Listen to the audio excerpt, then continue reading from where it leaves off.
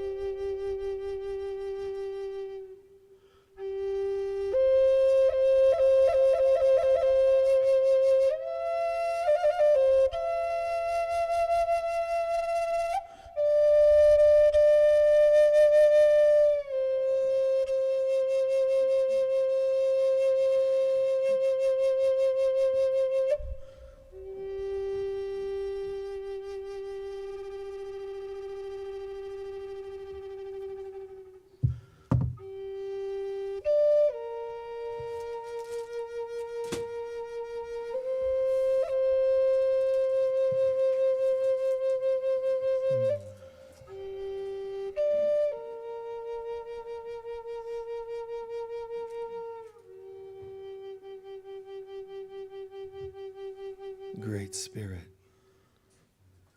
Creator of love, Creator of all that is real, Creator of your holy children made in your image, we give thanks in this moment for this remembrance that we are as you created us to be. Father, Mother, God, let us be your presence in everything we think, say, and do. Guide us in how to be the living Christ presence in this world. Show us what you'd have us think, say, and do. Christ filling my being. Christ is living before us, after us, to our left, to our right. Christ within, Christ without. Christ in my eyes and all that I see. Christ in my words, Christ in my ears, all that I hear. Christ in my thoughts, my friendships.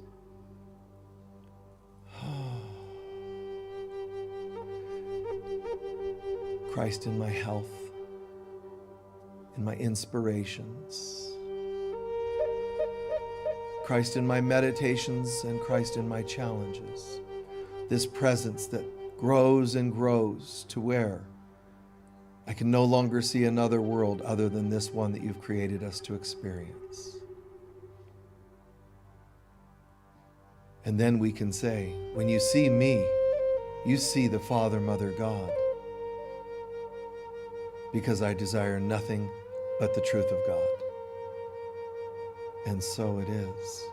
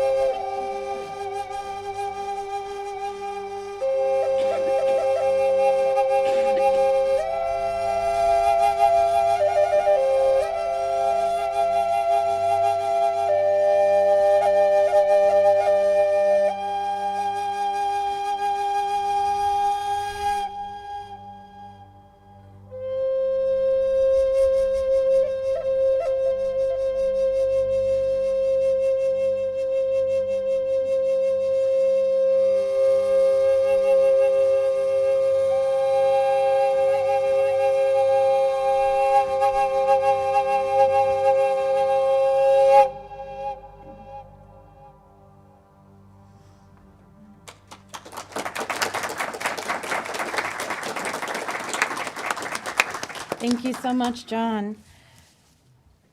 And please join me in reading our mission statement, which you'll find on the white cards in the seat backs in front of you. And together we say, the Global Center for Christ Consciousness is a spiritual center for students and masters on the spiritual path. We are dedicated to awakening the inner Christ and to creating a world of love, peace, joy, and abundance. And now for our sacred reading for today.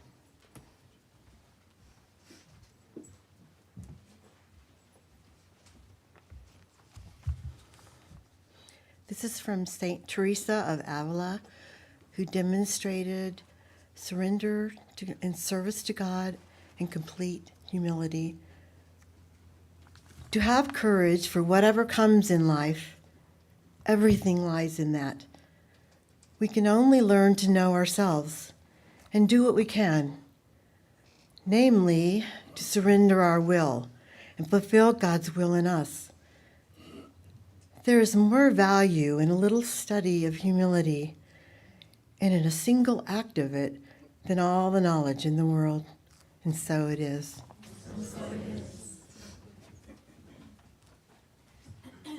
Beautiful. Thank you, Joy.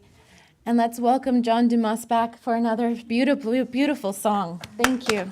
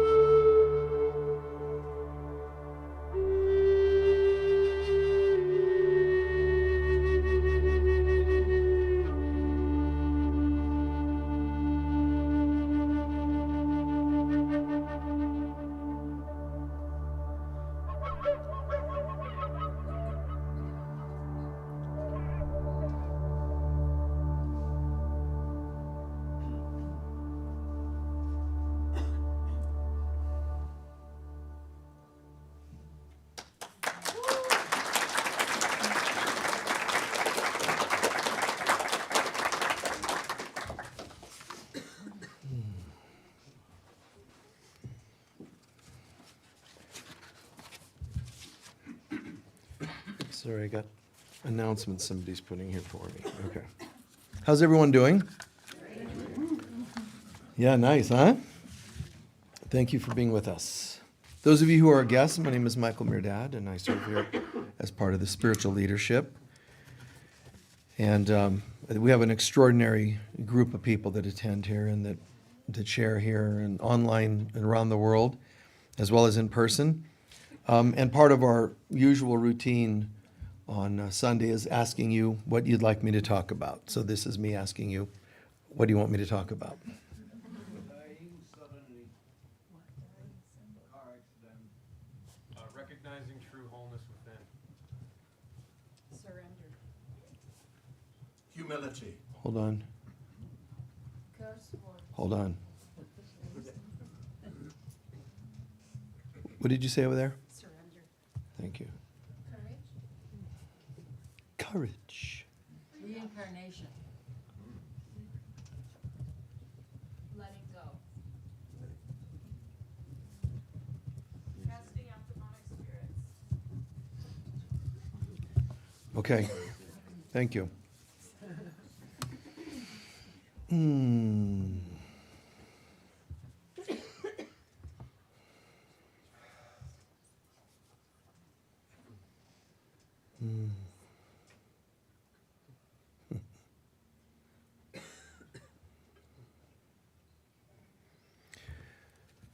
It's an incredible thing to consider, and it really causes people a lot of angst, even though it's mostly an unconscious process. It's a very big burden that we carry to know deeply who we are and yet to see ourselves acting so contrary on a day-to-day basis. Our divinity knows that we're divine. Our humanness has no clue. And those two are always in conflict, battling, until we can say, let God's will be done. And our human self can say that. And then everything sort of starts to align. But until then, not just say it, but learn to live it, then we struggle. Death seems like it's accidental or sudden instead of, I knew that, There's a knowing. When we tune into who we really are, there's a knowing. Someone might break up with you and there's not a hurt because you're like, but that's been done for years now and it's not a big surprise. Someone passes on or something, it's a complete awareness. To know our divinity means nothing's by accident. Everything makes total sense. But that's a lot for human beings who would prefer being victims, by the way. That's a lot for human beings to hold on a day-to-day basis. To know that if you lose a job, it's because part of you knew you were done with that job. Instead, no, I was fired. They don't appreciate me. Now I don't know what I'm going to do. Now the divine you's going, what are you doing? Are you just like, are you doing like a repertoire, like a stage,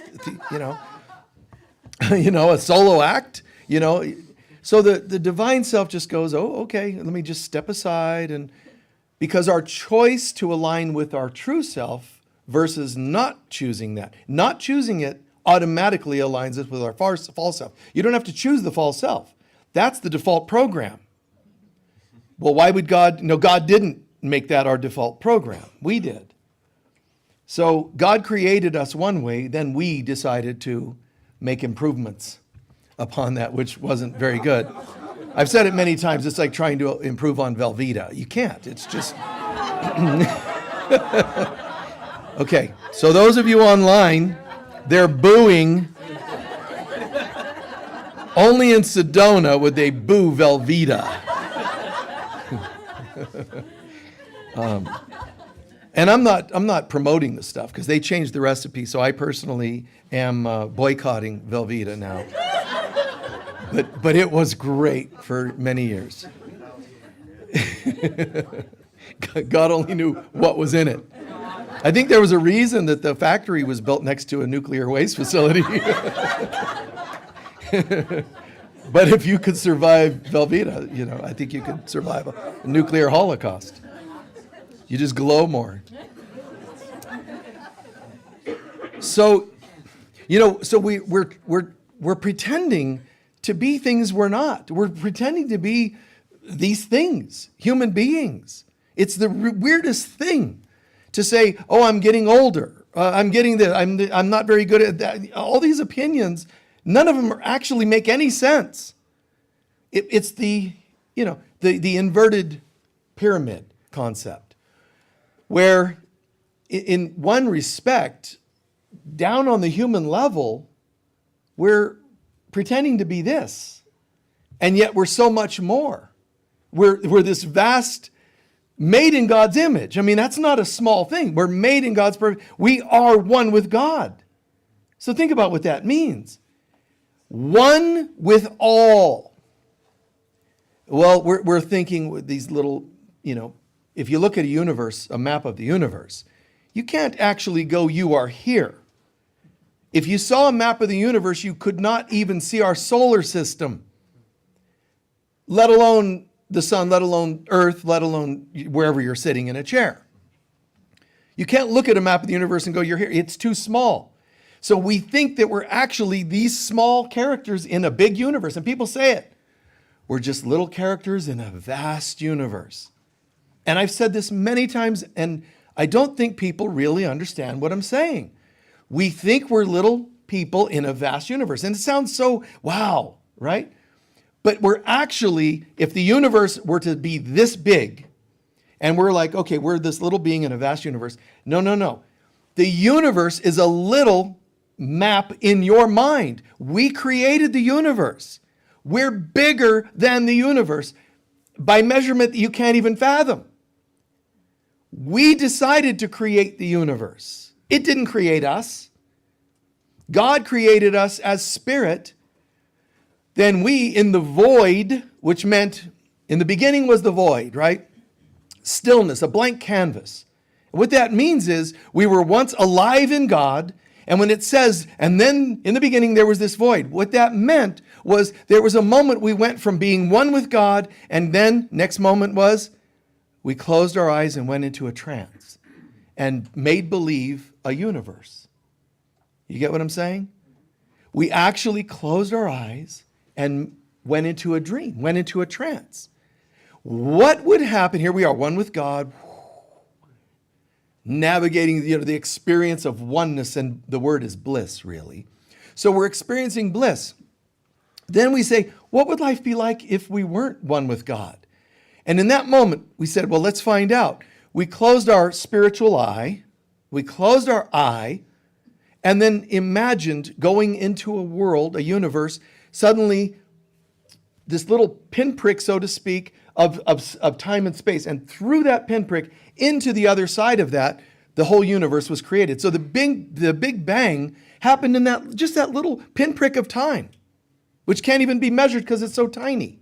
We went through that and went, oh, wow, where are we? I don't know, but it's probably your fault that we're here. Because a minute ago, I was in God and now I'm not. And all of a sudden, we needed someone to blame, so we went from being one being to multiple beings, which keeps, like fractals. It just kept multiplying itself. Some of us, now we have free will. Some of us said, you know what, I don't want to buy into this. I'm going to keep my memory of God. They're called angels. Some of us said, well, I mostly am remembering God. They're called light beings. Then there's another group of people that went further and further into, I feel guilt and shame. They become human beings. And then there are other beings that say, I hate everyone for this experience, and those are demonic beings. So really, where you are in the seeming creation of things, the hierarchy, depends on what? How much love you decide to retain. And every day you can become an angel or a demon, depending on how much love you choose to retain. So there are really three emotions that we can experience. Emotion's not the right word, but that's for lack of a better word for now. There are three things or emotions we can experience. And one of them is the human emotions, which are really subject to excitation and stimulation. Happiness. I just want to be happy. Actually, I wouldn't recommend that, because human emotion is based on, called happiness at its best. It's happiness, which can have an opposite, sadness. And happiness is also contingent on getting your way. I'm so happy today because I feel excited. I'm happy because I get my way. I feel seen. The audience, they applauded. You know what I'm saying? It's happiness can come from human things. That's of the lower three chakras. Joy, which I explained last week a little bit, joy is here in the heart. It's not a human emotion. And joy is not something you might get from others. Joy is actually, I recently was expressing unconditional love. Joy is the result. I demonstrated forgiveness recently. Joy is the result. Stimulation is what creates this other thing called happiness. I'm happy. I'm really happy. It's stimulation oriented. Joy, look at the feeling, the word. Joy. I watered and fed this flower and it opened. That's joy. So joy is the response, the result, the gift of having made good decisions on a heart level. It's not stimulation oriented. The third emotion we can have is called bliss, which is the upper three chakras. You could honestly say, you could accurately say, bliss is of the father, joy is of the mother, and the rest is, oh brother. That's a bumper sticker waiting to happen. So, I don't know, God only knows where these things come from. But anyway, so it's of this world. I don't want to have any emotions and reactions and responses that depend on anything outside of me, because there is nothing outside. And that means even when things seem like your senses, I'm really happy. Why? Because I saw a rainbow today, tasted my favorite food, heard somebody compliment me. Do you see what I'm just doing there? It's your senses. The yogis have said all along, your senses are lying to you. That's why they promote throughout thousands of years to learn to have some willpower, some center, enough to say, I don't go by my senses. And that's challenging. Because, how do you know when the food's not burning? You smell it, you see it. How do you know how fast you're driving if you're not using your sense? You better slow down. Your senses seem to help. And that's okay. If all you want to do is survive, then you use your senses to help you survive. That's hot, don't touch it. And people will say, that proves that your senses have value. No, it just proves that you think they have value. When you're in the knowingness of God, you'll know something's too hot. You won't need to know it on this level. You'll know. When a relationship is done, you know. You don't wait till you're told on the phone with your ears or through fax machine like Phil Collins did to his wife. Anyway, that's a true story. But anyway, isn't that something? Remember that? We're done, Now, anytime you hear fax machines, you start having a panic attack and you don't know why. Last time I heard that, I got divorced, So all that said, it's like the senses, they lie to us. You could say unintentionally, but they deceive us. But you have other senses. There's a sixth sense that comes from joy. You let joy be your compass and it becomes like a sixth sense. I know psychically we say the sixth sense is clairvoyance, clairaudience, and so on. And that's true. But when your heart opens, you start having those other senses, higher senses. I'm not saying which chakra, I'm not going that far into this. I'm only saying that when you learn to love people, you start to have clairaudience and clairvoyance. You understand? It's not supposed to be just a psychic skill that you developed in a class, although that's not a bad thing to do. You can work on that skill. But if you don't love people, it'll never develop as fully. So people would say to me, well, Michael, how can we, and how do you know things so much? If it's a humble thing, honestly, which is hard to say. I'm humbly telling you that I'm humble. But what I mean by that is I can prove it. It's anything I seem to be able to do, it's out of love and care for people. That I know. I make mistakes. I don't make mistakes. I do one day and not the next. Not the point. What I do know is my intentions are typically good. Love and care for people, and you will automatically start having other senses opening up. You'll automatically know to give more in tithing. You'll help people more often. You'll give a hug. You'll take a hand somebody a tissue. You're just more aware of everything because in the heart, which is the air element, earth, water, fire, air, and that's also the sign of Aquarius that we're entering. Well, one of the key words for Aquarius is brotherhood, humanitarianism. Think about it. So this isn't that mystical that I'm saying. It's actually the truth. It's just a fact. This era is the time of opening hearts. It may not seem like it because of silly, petty things of the world, like the news and politics. But that, again, is your senses listening to this garbage that they're putting out there. The ego will always find ways. It'll work tenaciously to find ways to keep you from discovering, moving from five senses to joy to bliss.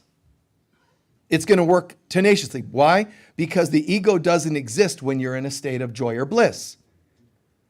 So to it, any amount of work you're doing on yourself means its inevitable destruction or dissolvement. So it's an amazing thing. The more it's not just classes. I'll do that because those help with skill sets. And also they teach you to trust yourself more. But at the end of the day, the more you love people, you're going to care about them. And the more you care about them, truly care, the more you're going to know them. You're going to know what your lover needs. You're going to know what your children need. You're going to know what your job needs. You're going to know how to improve things at your job if you own a business. All of those things start coming to you because you're running on something that is a higher sense, not your physical senses. It's that concept of faith in things unseen. But I just know it's going to be okay. You see? Which to the sense world is crazy. What do you mean you know everything's going to be okay? You know, you're in a deathbed and you say, but I'm good either way. No, that's a wrong decision, you know. But you're coming from a place that's different. Jesus, I know I have food you know not of. That's what he means. I'm plugged into knowing. Yeah, but Jesus, here's what we need to do. Senses. It's the senses talking. Let's see. Logically, we need some food, so da-da-da-da-da. We're not happy right now because da-da-da. And they're naming all things of this world. Jesus, you know, you're starting to upset some of the people in the audience. And Jesus is like, I could care less, ye know not of. You know, like, hold your center. It's okay. It's not an easy thing to live from that space, that place. It really isn't. That knowing that somehow you're in the middle of a job loss, and some people online, this is speaking to you too, obviously, but sometimes you're losing your place of residence. Your politician didn't win. Your children are struggling, not talking to you because, you know, they think you belong to some coven just because you believe in love, you know. And you're saying, I don't care. I mean, to be able to do that, old school is no. If you don't have annual photos with all of your family members in it, you are not a good, complete person. You know, and I'm like, no. If it's not working out, start with a photo of you in your center feeling joy. Then you can announce to all the family members, anybody else that wants to join me in joy, great. Then we'll have a photo with more than just me. But other than that, I don't care about anybody else being in my photo. I'd rather be alone and centered and happy and joyous than to have all kinds of dysfunctional, resentful people. And they're going to say, oh, how dare you? Then you block them. It's more important for you to be true to your true self than it is to act out all the stimulus. They accepted me, you know. Well, when you die, we're not going to be at your graveside. I don't care. Besides, I'm going to be cremated anyway and then poured all over Sedona. You know, oh, well, we don't love you anymore. You're not going to even die the way we want you to die. I don't care. Don't care. And, you know, what about your will? We still want your will. No, man. If you're not, plugged in, man, those who do the will of God are my brothers and mothers and sisters and they don't get that. We go from humanness to spirituality. We go from having human families to a spiritual family. Who's your spiritual family? My tribe. Whoever resonates with this concept of unconditional love and peace and joy, oneness, love, God, Christ consciousness. And whoever that is, and I don't care if it's only your cat. then you give that cat a really cool set of things to play with in your living room. You say thank you. You always say thank you to the critters, the beings, the sky, or whatever. Wherever you see love and light reflected, say thank you constantly for it. I mean, when we were waiting, I was just listening, and I'm thinking, and this is Michael's brain, you have to understand. But John's playing, and I'm thinking, and this is my humor, my style, but I'm like, son of a gun, and I'm just having this conversation. I'm going, it is so surreal that he plays so well. And I'm listening, and he's like, playing 5 different things. He splits his breath into like 5 parts, and this one's playing this, and this one's droning, and this one's doing whale sounds, and I'm just like, what? But I marveled. You see what I'm doing? And it immediately takes me to my heart, and then I feel joy and love and think, dude, you're incredible.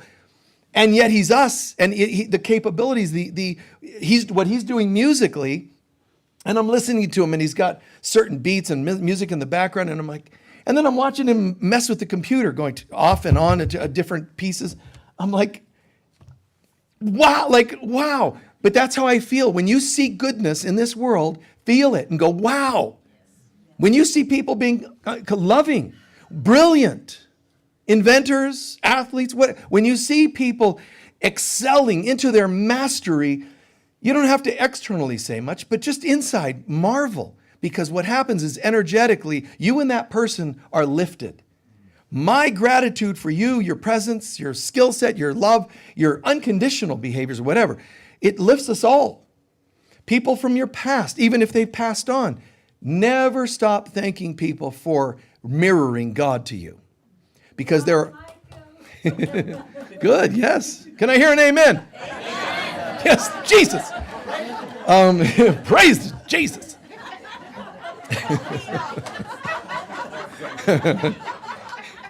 You see, never stop. It's the gratitude. It lifts you to God consciousness. It's not just what they did. Their love for that music, their love for people, their love for, coming out and being greater people. The love for that is God in them being expressed. And there's a lot of the opposite. People losing hope, people losing faith.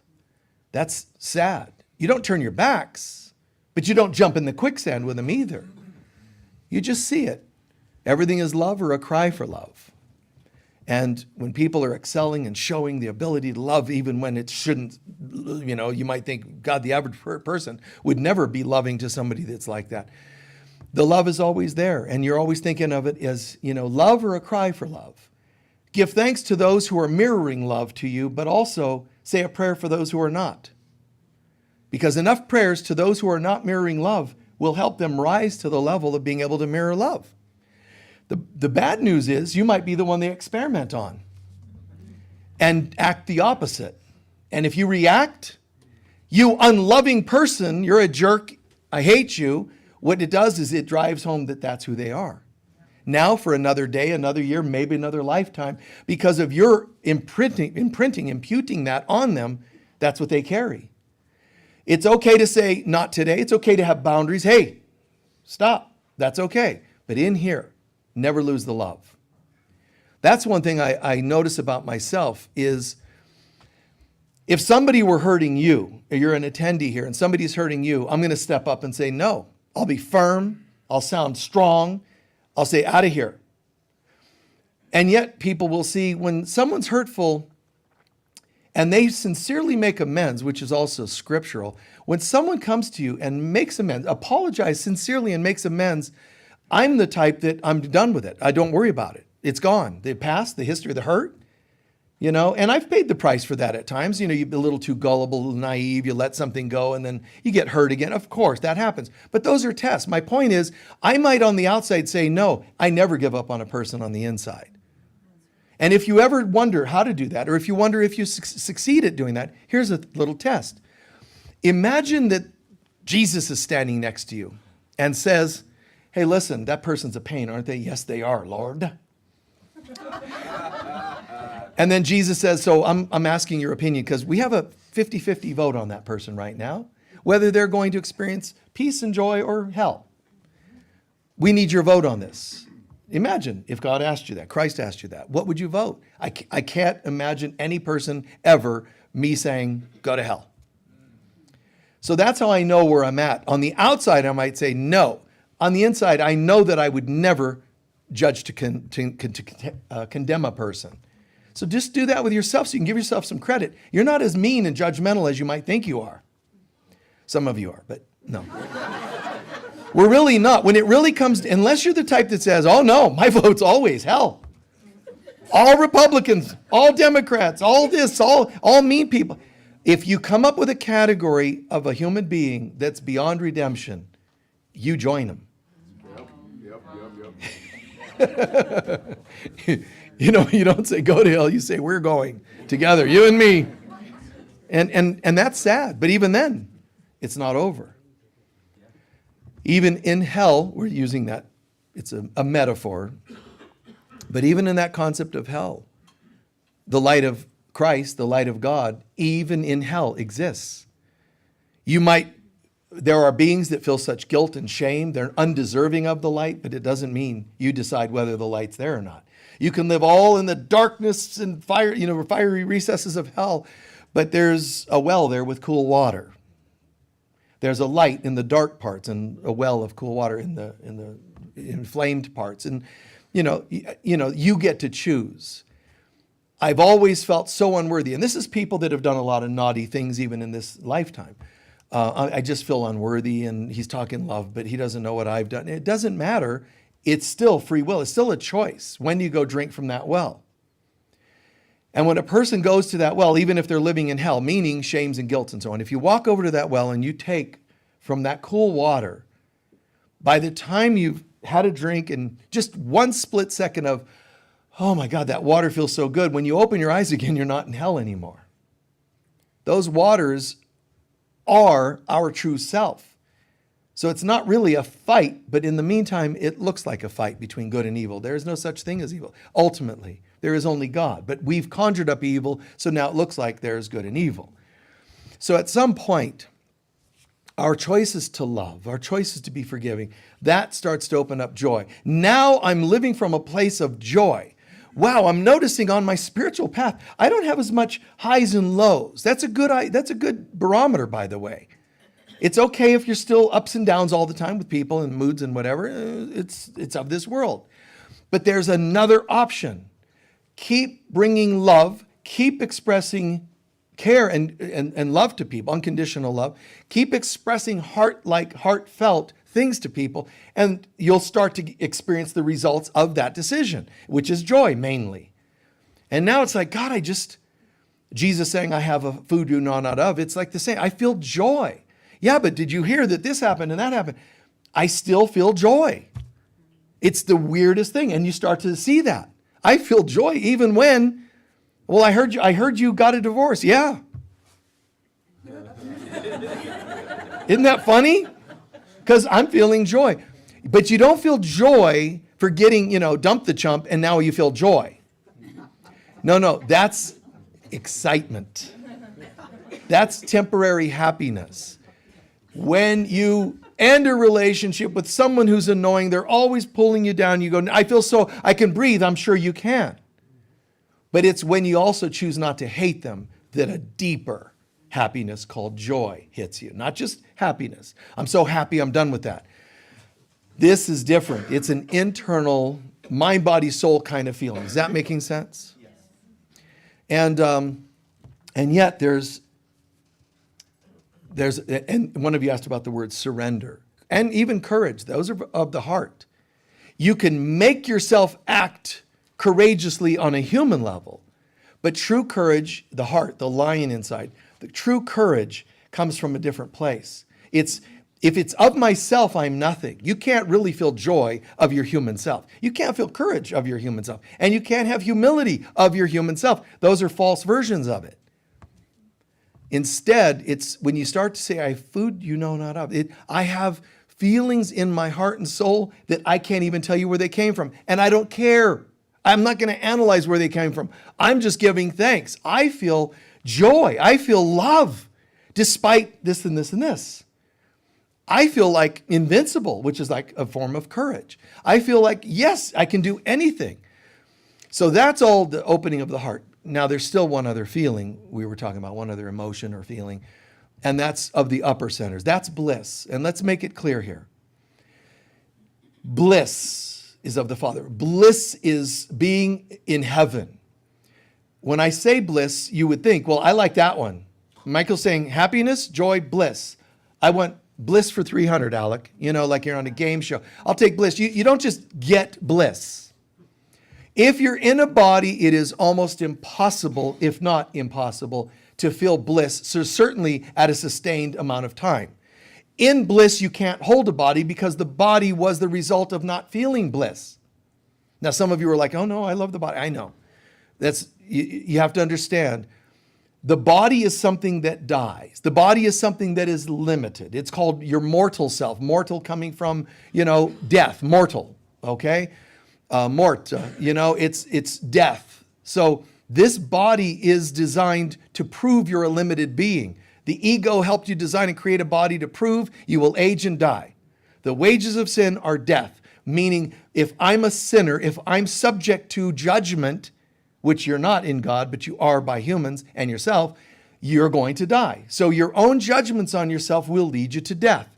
That doesn't mean you should get on your own case and, you're a bad person if you die. No, it just means it's part of you that still believed in the mortal game. But none of this is real in the big picture. But while here, this was created as an expression of separation from God.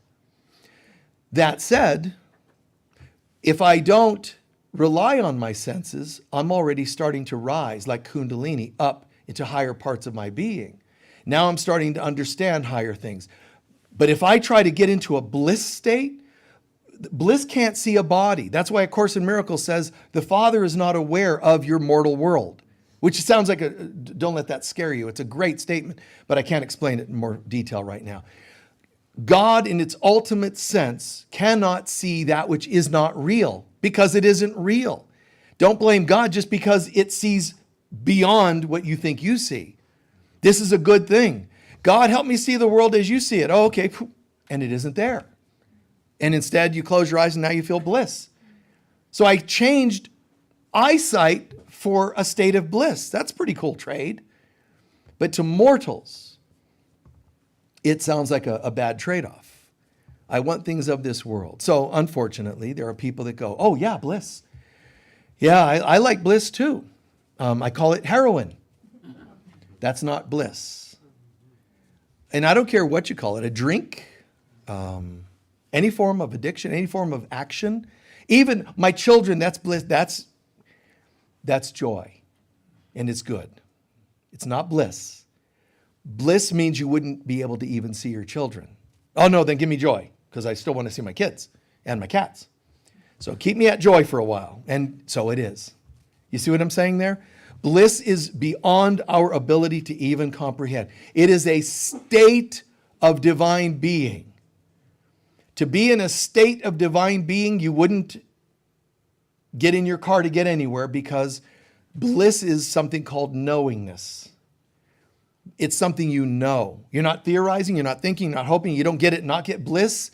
Is a state of divine consciousness. It's above and beyond anything a human being can experience, and certainly for sustained periods. That doesn't mean I'm putting a damper on it or I'm limiting it. I'm just saying. But I have to explain, whatever you come up with, I don't care how nice it looks. Whether it's prescription drugs, organic drugs, ayahuasca, I no offense to those of you who are ayahuascans. Ayahuascites. That's totally fine. But you're not going to convince me that that's actually true bliss. You're experiencing a happy dream.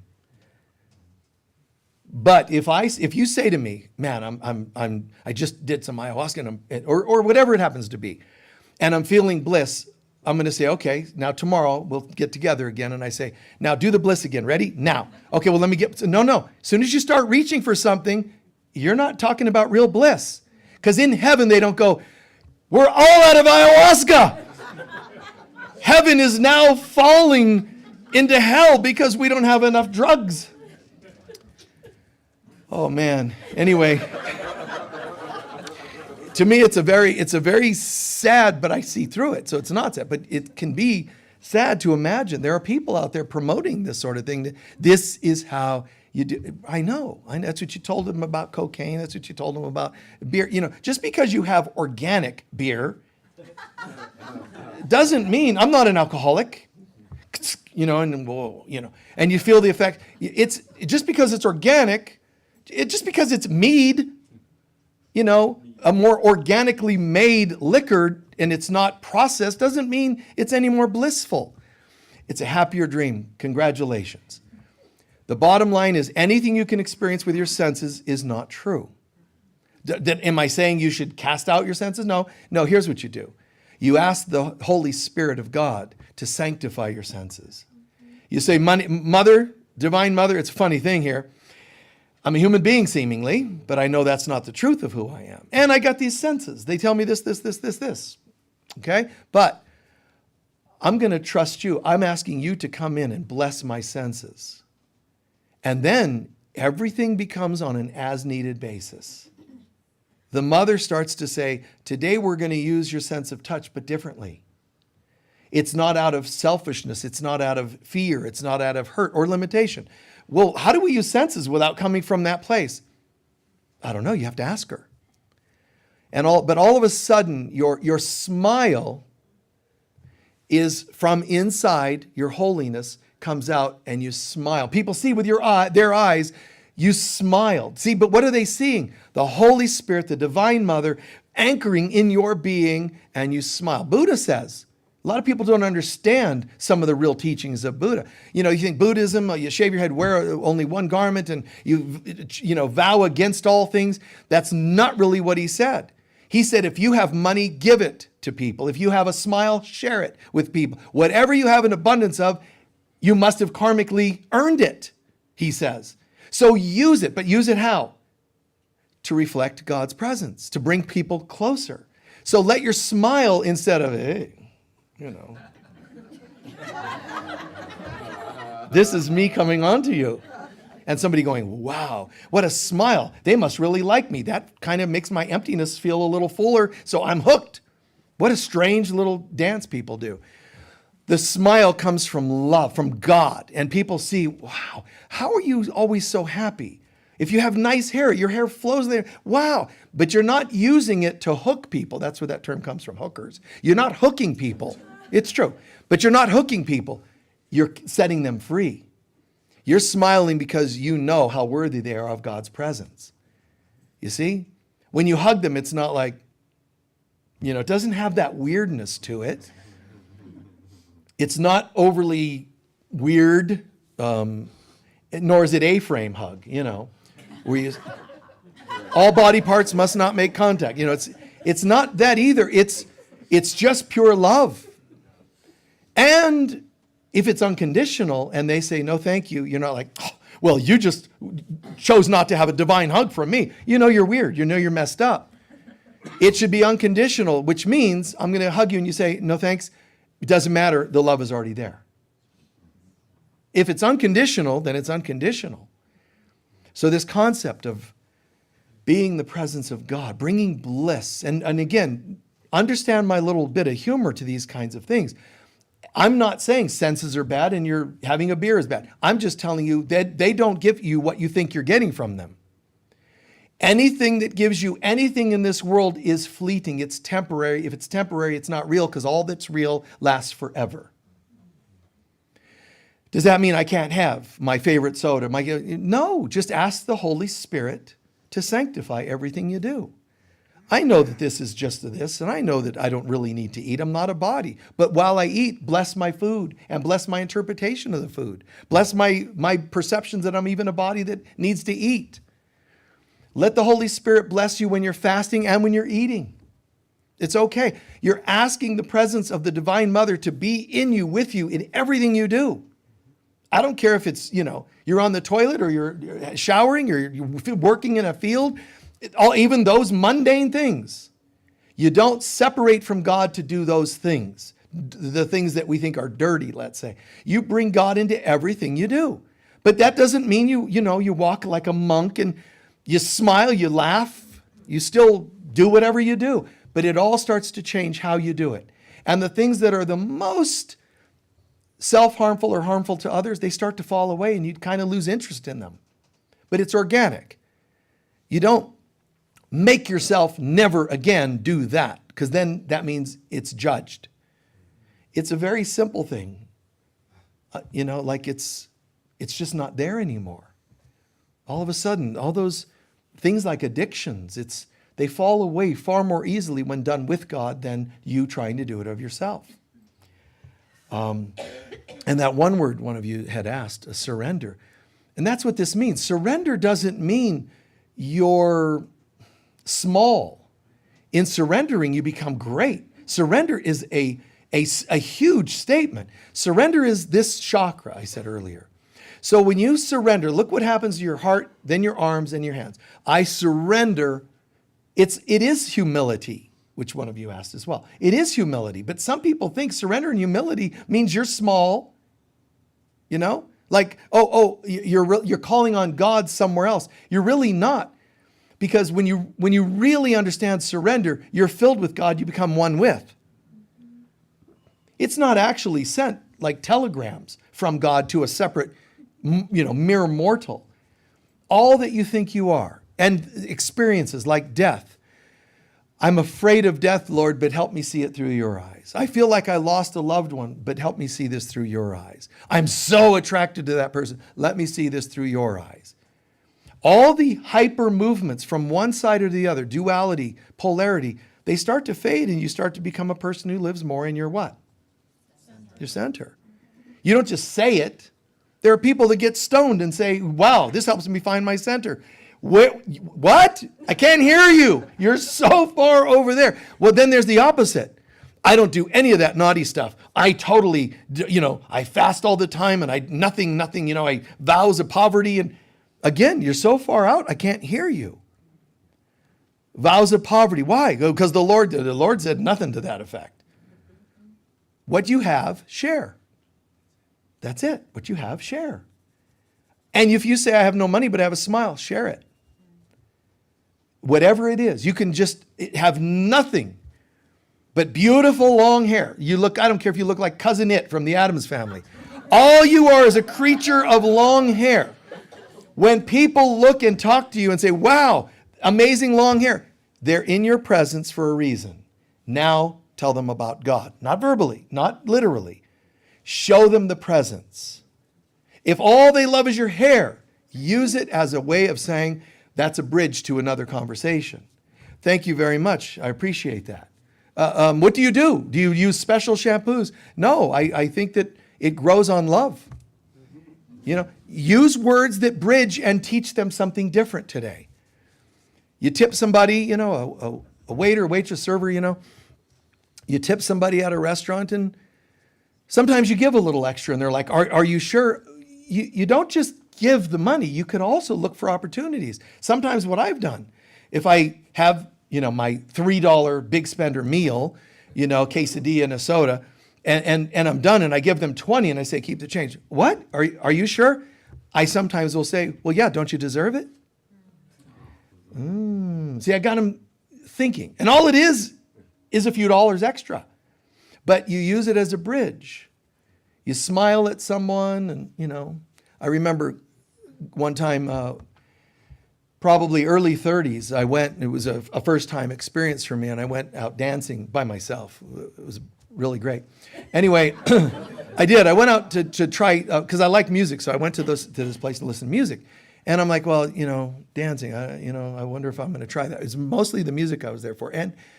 And this gal approached me, and she was very friendly, a cute girl and all this, and it was a nice rapport.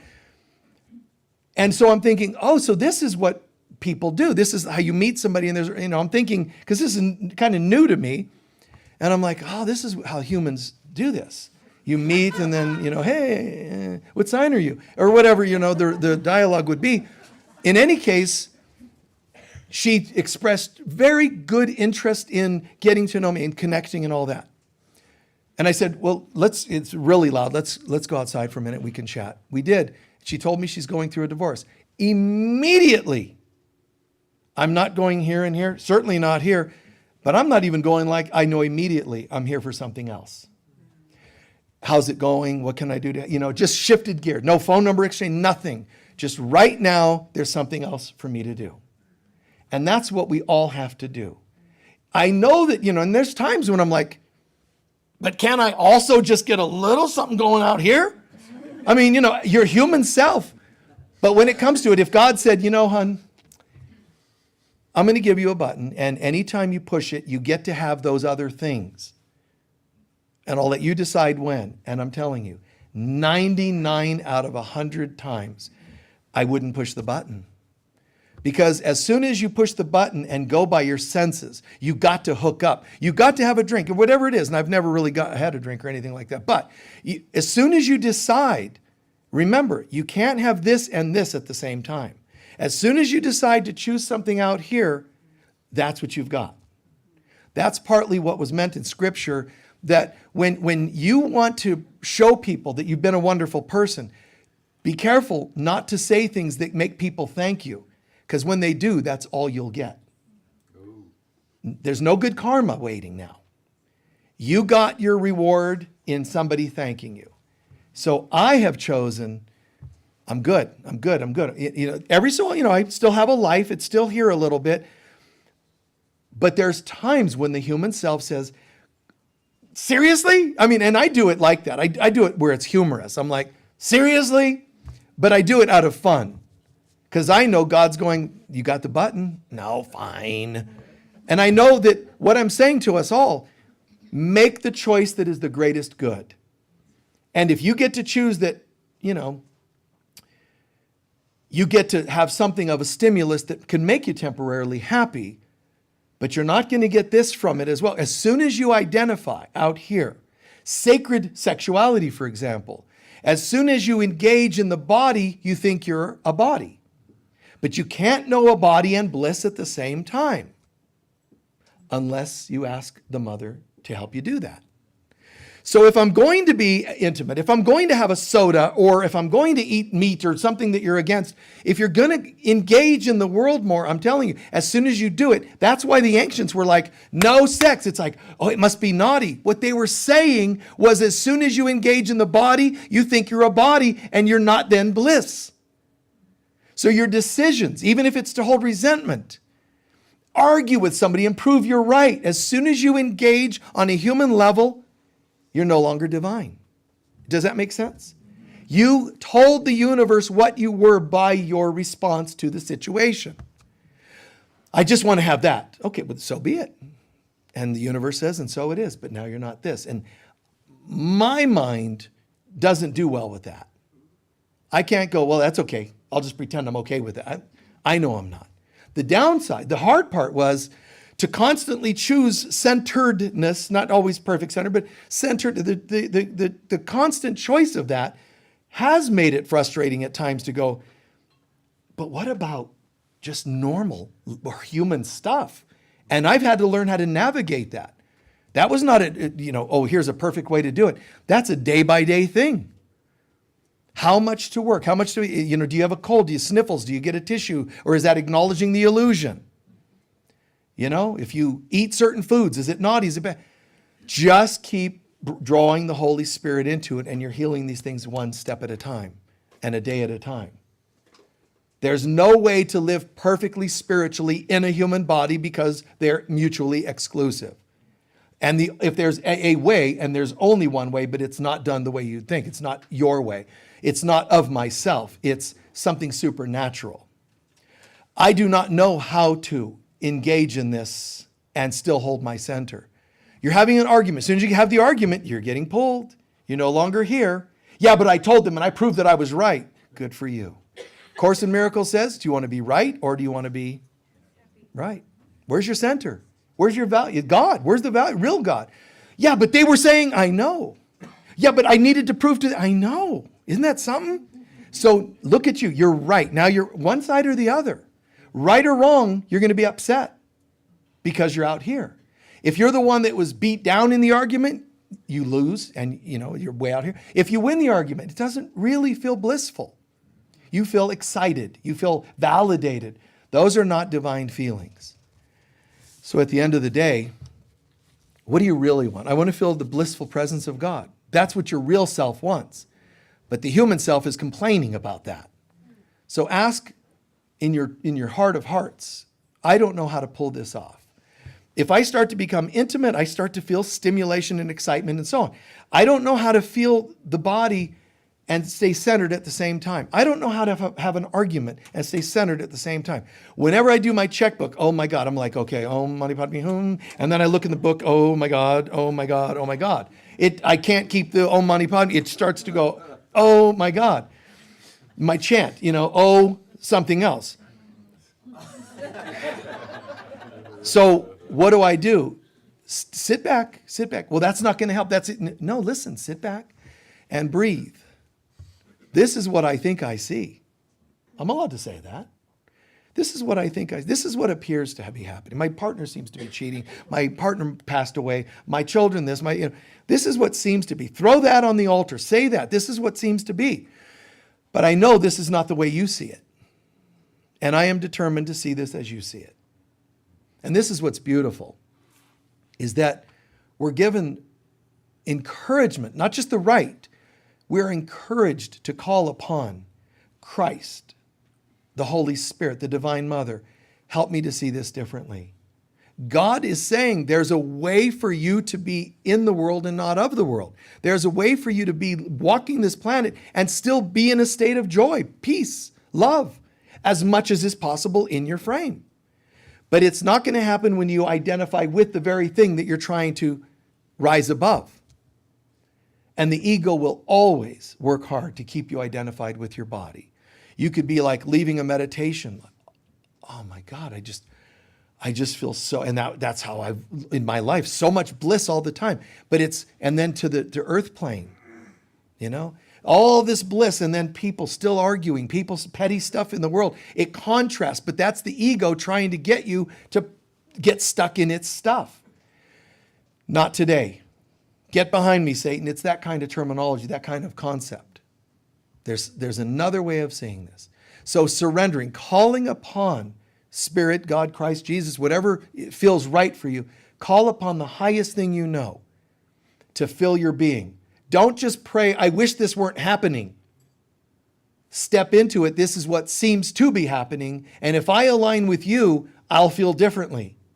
Ask for a miracle. Show me that even though this bill showed up, I'm not going to pretend it didn't show up.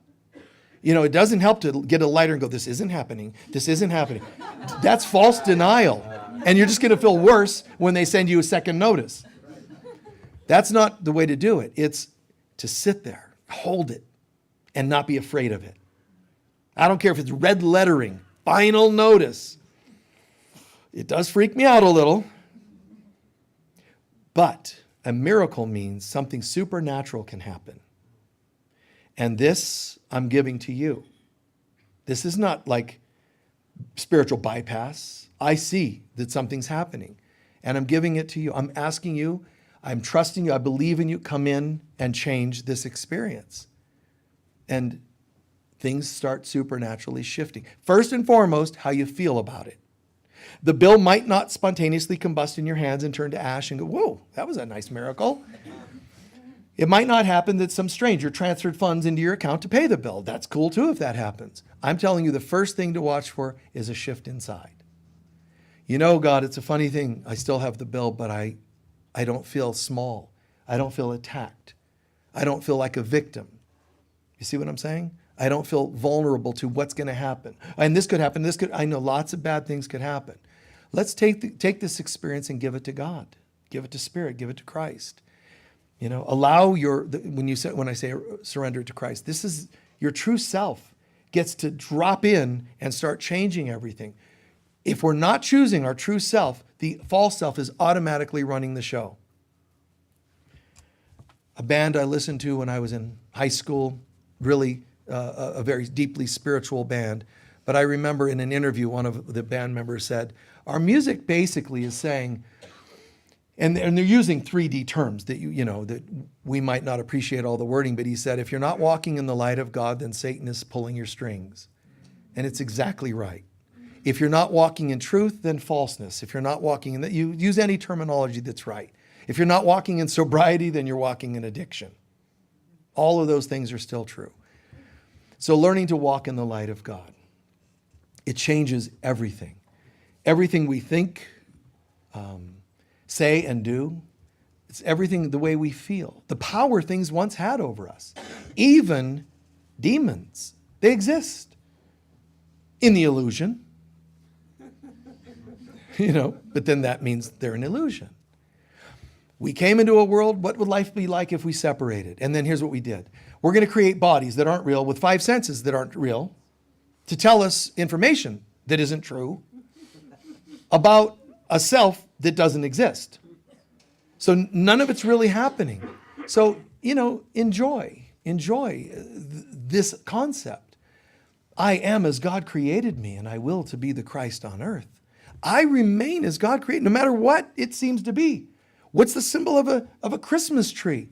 That even in winter, there's life. Well, that means even in divorce, there's life.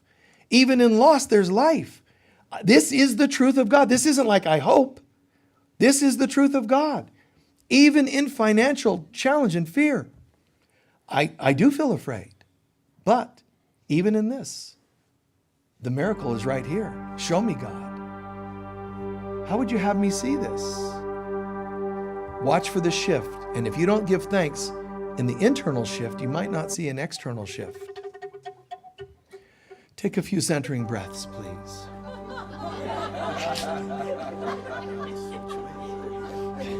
Joy.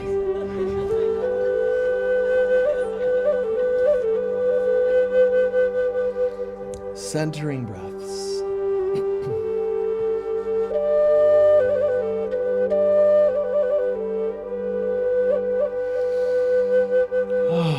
Just drop in. What did you hear today that made the most sense? What seems true for you? Anything that's conflicting for you, not feeling right, just let it go. For a moment, integrate. Breathe in what you heard that made sense and let it become truth for you.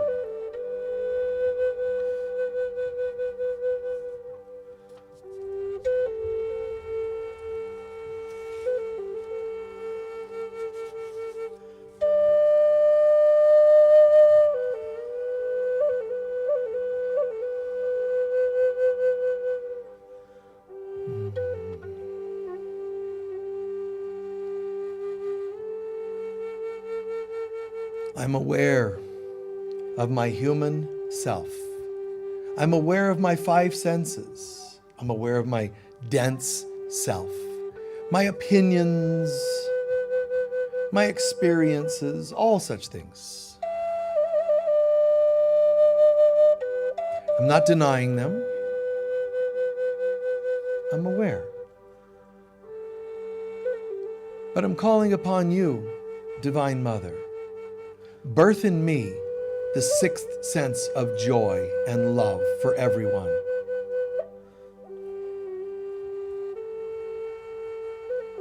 I am committing to releasing my understanding and experience with my senses.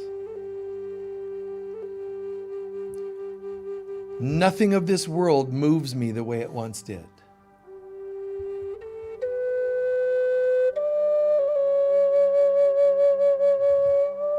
From psychic abilities, I now birth intuition, heart level intuition, a knowingness.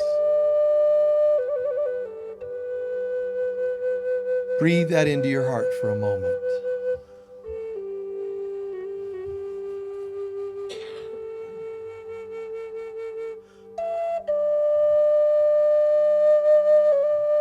What does it look like? What does it feel like to have your heart opened? What if you only know things, not from your senses, but from your heart, what's true?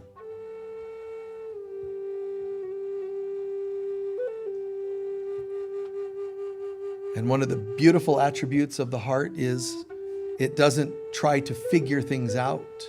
It says, I don't know, but God does.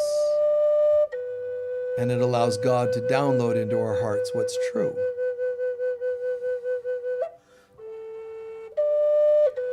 Higher still, seventh sense, the bliss of God. It can be known. It's called oneness. There's nothing to do. There's nothing to intuit. There's nothing of the senses. In this seventh sense, I become one with everything. There's no choices of this or that, what's right, what's not right. It's everything is the knowingness of love, the knowingness of God. Surrendering to this can bring bliss.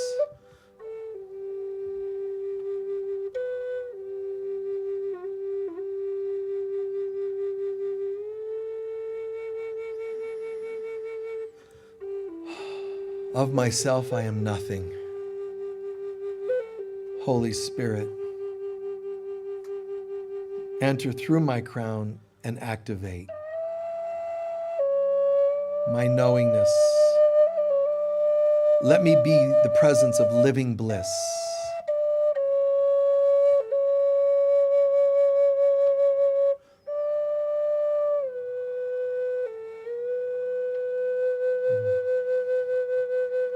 Let it come in as a feeling, not as a thinking.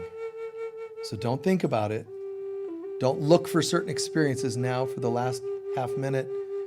Just allow a feeling, a vibe, like a mist is descending through your being, blessing not just sixth and seventh sense, but going all the way down into ourselves and blessing, sanctifying our five senses.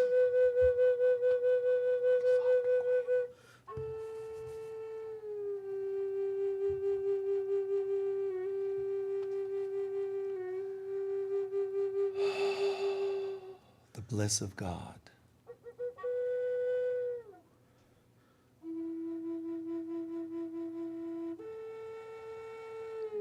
And it starts to take the form in our being, things that we can comprehend, peace, joy, even human happiness, health, wealth, friendships, trust.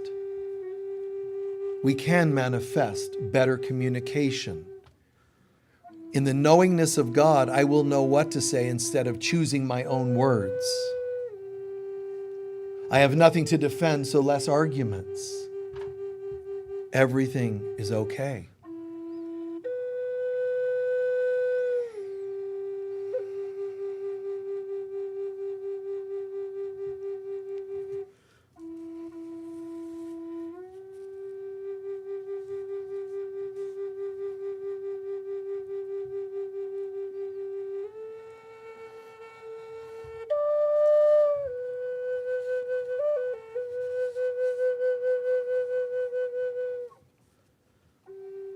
And we close with this. Just for half a minute, imagine, what if bliss were at your crown, pouring down through your being, taking all the highest forms of every other center. But if bliss poured through you, activating the joy in your heart, happiness in your human self and life, what would it look like? For half a minute, what would bliss look like if it were thoroughly integrated into your being? And breathe that in for a moment.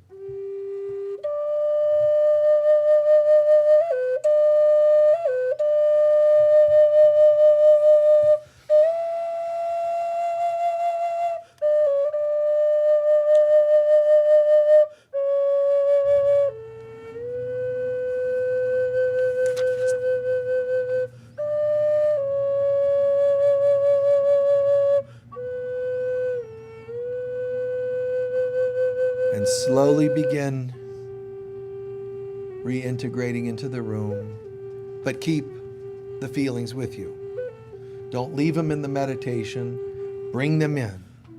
Squeeze your hands because you're insisting that your hands, your arms, your shoulders, feet, squeeze them for a second, acknowledging this feeling is going into every cell, every joint, every organ, every gland. Pack it in there. Just Into your lungs, into your spine, into your shoulders. Wherever I go, peace walks with me. Okay.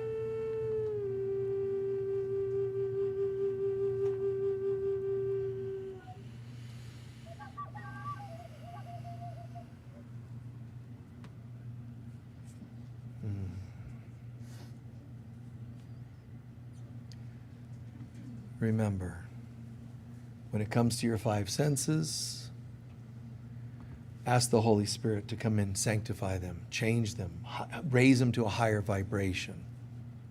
When it comes to joy, acts of unconditional love. Bring joy to others if you want to feel joy yourself. That's how this happens. Bliss, how does that happen? It's of God, but you can still bring it in. Mainly, believe it or not, through imagining the presence of God, bliss pouring through your being. It's the main way to integrate bliss, is to imagine it so. Okay? You can't control it. You're inviting it. So 2 things you do for that upper sense, bliss. Invite it in, like you do the other 2 sections, the other 2 emotions. Invite bliss in, but also take time to imagine that it's so.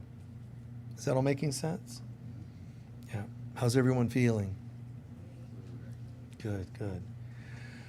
Well, thank you for being with us today. We're going to do our closing prayer. First, a couple of announcements and then our closing prayer together. A couple of announcements. One over, I'll do that one after actually. Remember, we have our crystal bed and the healing room out here. So you're welcome to use that during the week. It's a crystal bed, which is you can Google it or read our materials on it, but the crystal bed's an incredible experience. It's really multidimensional, but great for overall healing or even for specific things. Be as generous as you can be when you're doing your donations to us during Sunday or any other time during the week. And if you're watching us online, we appreciate you. You know, you can click on the like button and do all those cool things. Let's see. We are asking now for donations. We're in December. So there'll be a Santa Claus in the foyer who will be ringing a bell, and he'll appreciate any donations you can give. This is not for the center. This is what we use in our giveaway because we go out and help people of lesser means. Don't let that change what you donate to the center on a Sunday. It's any extra you might have. We appreciate it. Continuing this Friday, December 13th, 6 to 8, you can join Valerie Hopkins for a part 3 of a 5-part Enneagram series, but you can join any part. So you can join that and you can watch it online or attend in person. There's brochures for that in the foyer. And we have our spiritual healing counseling mentoring. That's not this Wednesday, is it? No. Yeah, so it shouldn't be on here. So remind me, we'll have to tell them how to do that properly. And lastly, Robin, Rose, and Liana are facilitating an angelic communion workshop, heavily founded on the material of the Essenes. So I highly recommend this, by the way, December 14th, 1 to 4. It's about balancing heaven and earth, the Essene path, but it's also lots on angels. Okay? I think that's it for those. I'll come back to that one when we're done. And we're going to do our collection. Please be as generous as you can be. The bags are what you put your donation in. The baskets are any extra donations you can share. We usually use that for people of lesser means or sometimes special projects. Okay? All right. Please hold your love offering to your heart, setting an intention that it multiply for us, the receiver, and for you, the giver, multiplying tenfold, honestly. Hold the love offering to your heart and really, really feel. Divine love flowing through me blesses and multiplies all that I am, all that I have, all that I give, and all that I receive. And so it is. Thank you. All right, we're just a minute away from our closing prayer. Anybody, can you share what you heard today that made the most sense, that might have proven the most important to you, or things you might be able to share with other people in your life? What did you hear that made the most sense? Yes. We're light if we're walking in the light of God. We're not walking in the light of God, then Satan pulls. You liked that one, huh? If you're not walking in the light of God, then Satan or ego is pulling your strings. Yes. Staying centered in kindness and peace. Yes. Yeah. Holding center. Remember, stimulus stimulates. Whether it causes you to go up or crash down, it's all related to that bipolar-ish spiritual path that isn't very spiritual. Your walk in life should not look like this. These intense ups and downs based on, I'm getting something I want, now I'm not getting something I want. That's not really that centered. How do I live and walk more closely to that beautiful line in the center? Yes? I was going to say the same thing, and then following up on that is how to be gentle with yourself when you go away from the center. Yeah. Because you do. And if and when you do go from center, two things to remember. Go easy on yourself for having done it. Easy. Just forgive, go easy. But also, get used to bouncing back sooner. Try not to go as far out and bounce back sooner. And you start to say, I'm noticing that. I don't, whether it's an argument with a certain person in your life that happens all these years, you're noticing you don't last as long, you don't argue for as long, you don't feel as much of a hangover. That's a good sign. Finances, it might be the same, metaphor, or jobs or whatever else. Anyone else? Yes? I don't know, but God knows. Yeah, I don't know, but God does know. Of course. All of it. I don't know exactly what to do, but God does. And that's where that humility comes in. There are people that push this notion of you are God, and it's just more ego. Please understand there is no shortage of distractions and mistaken techniques for pulling this off. Someone will tell you getting stoned, organically or not, getting stoned is the way you find bliss. Really? Now find bliss without it. And you can't do it. That means you're still addicted to something, even if it's organic addiction. You're still into something. Why can't you just feel bliss now? And that's how I am. I've had this thing about, I really shouldn't have to have this stuff. I can just do it right here. And it taught me to do that. A lot of my training would have been in troubled years as a teen, always on restriction. But what was I going to do? Turn to drugs and alcohol? I'm like, that's not helping. So what did I turn to? God. I wasn't a monk, but I prayed, I meditated, I listened to music that lifted me up. I did. I listened to read anything that spoke to the center. But you have to choose that.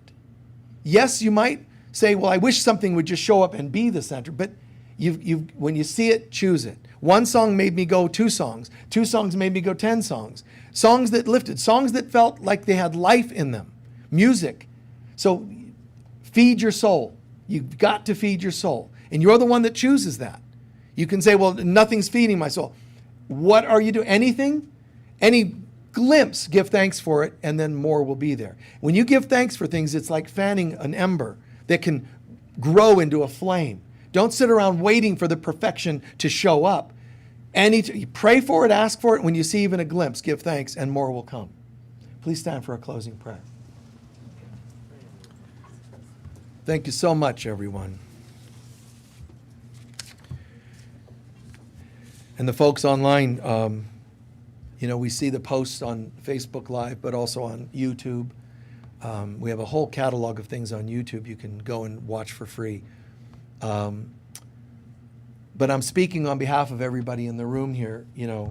They may not read them all the time, but there are people online that are feeling alone. They're not in this room. They can't say, I go there and I get fed. They watch online. They don't know how to bring it to the world. They might live in an area that it's not, the default program to talk about love and forgiveness and peace and joy. It might be harder, harsher, war-torn areas. Some of you, I know, you're living in areas of war right now. I read your posts, and I'm very sorry for all that. But you're not alone. It's impossible for you to be alone. Not only in God can you not be alone, but we insist to be there with you. We're holding space for you and sending you love. divorce, loss, illness, whatever people are struggling with. We don't just get here and have this fun and bliss out and ignore all that. We're aware of that stuff. The music we provide is to help you. The cheers and the laughter, it's all part of this. So we're not blinded by the hurts and things that go on in our lives and the lives in you folks online. And I'm sorry that your path is to be a bit of a light worker, seemingly more alone in your areas of the world. But if that's where God has planted you, then that's where the light was needed. So do your work and you're not alone. The light of God surrounds us. The love of God enfolds us. The power of God protects us. And the presence of God watches over us. Wherever we go, God is, I am, we are, and so it is. Peace be with you.